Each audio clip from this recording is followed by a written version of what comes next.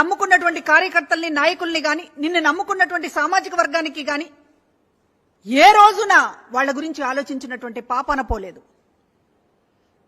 పవన్ కళ్యాణ్ వల్ల ఆయన కుటుంబానికి న్యాయం లేదు,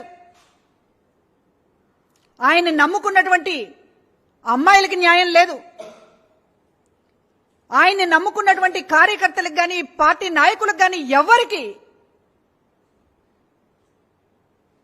పావలా న్యాయం కూడా చేయనటువంటి పవన్ కళ్యాణ్ ఈ రోజున ఉక్రోషంతో తన్నేదో తిట్టేసినట్లుగా జగన్మోహన్ రెడ్డి గారు చాలా సూటిగా స్పష్టంగా చెప్పారు. ఒకళ్ళని పెళ్లి చేసుకుంటే భార్య అంటారు, నువ్వు వేసేటటువంటి చిల్లర వేషాలకి ఏమంటారు, నిన్ను తిట్టారు కాబట్టి నీ భార్యల్ని తిట్టినట్టు కాదు. వివాహ వ్యవస్థని, వివాహ బంధాన్ని హేళన చేస్తూ 4 ఏళ్లకొకసారి 5 ఏళ్లకొకసారి హేళన చేయడమే పనిగా పెట్టుకున్నటువంటి నీకు ఈ రోజున పెళ్ళాలు, భార్యలు దీని అర్థం తెలుసా? పైగా చిరంజీవి గారిని ఎందుకు లాక్కొస్తున్నారు ఇందులోకి?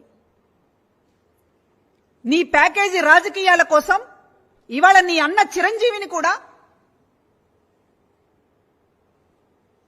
రోడ్డు మీదకి లాగుతున్నావు. చిరంజీవి గారిని ఎవరు ఏమీ విమర్శించలేదు, కానీ చిరంజీవిని అన్నారు అని మళ్ళీ అందరూ కలిసి చిరంజీవిని తిట్టడానికి ఈయన ప్లాన్ వేశాడు. ఎందుకంటే పవన్ కళ్యాణ్ అంటే ఎవరు పట్టించుకోవడం లేదు, అయిపోయింది ఆయన సినిమా. కాబట్టి తన అన్న చిరంజీవిని తీసుకొస్తే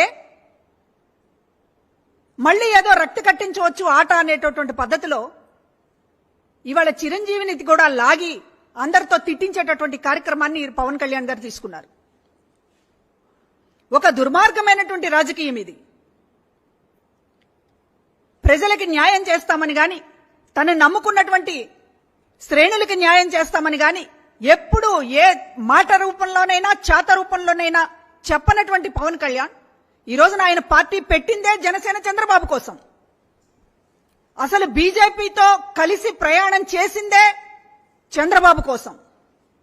చంద్రబాబుతో బీజేపీని పొత్తు కుదర్చడం కోసం ఈయన 10 ఏళ్లుగా కాపు కాసి బీజేపీతో ఫ్రెండ్షిప్ ఉన్నట్టు నటించి చివరికి పొత్తు కలపడానికి ఆయన ఎంత పాత్ర వహించాడంటే, ఎంత ప్యాకేజీ స్టార్ అండంలో ఏమన్నా అతిశయోక్తి ఉందా?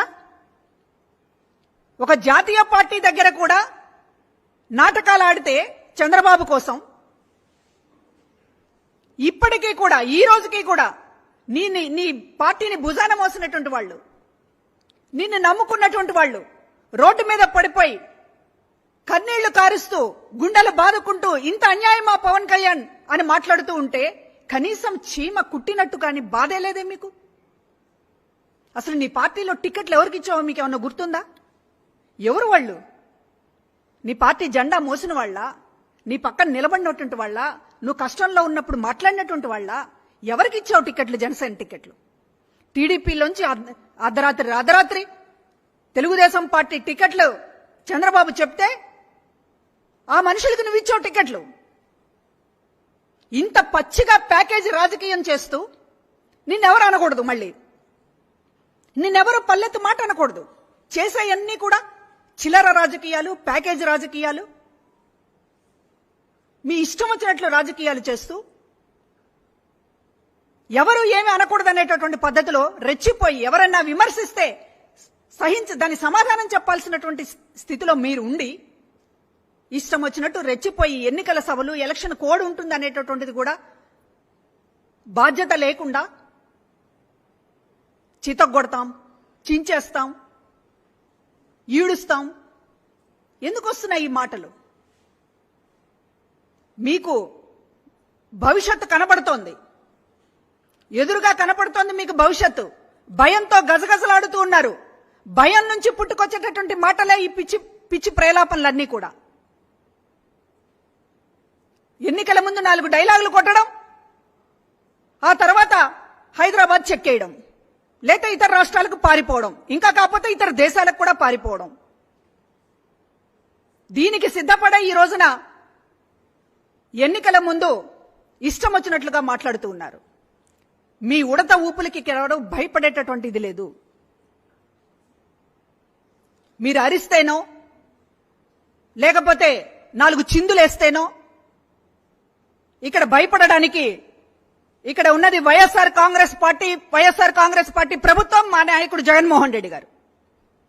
కోట్లాది మంది ప్రజల అభిమానాన్ని పొందినటువంటి పార్టీగా మేము మాట్లాడుతున్నాం.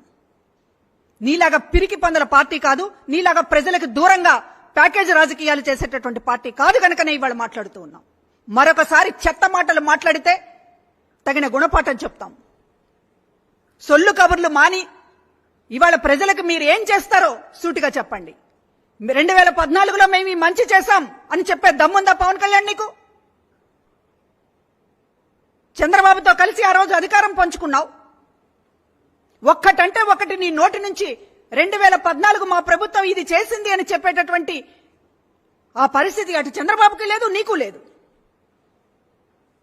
ఇవాళ ప్రజల ముందుకొచ్చి ఇంత కూటమి కట్టినా ఇంతమంది కలిసి వచ్చినా కూడా గెలవలేకపోతున్నాం అనేటటువంటి భయంతో తాట తీస్తారంట. ఎవరు తాట ఎవరు తీయాలి? ప్రజలు తాట తీయడానికి సిద్ధంగా ఉన్నారు. ఆల్రెడీ మీకు తాట తీశారు. అది గుర్తు లేకుండా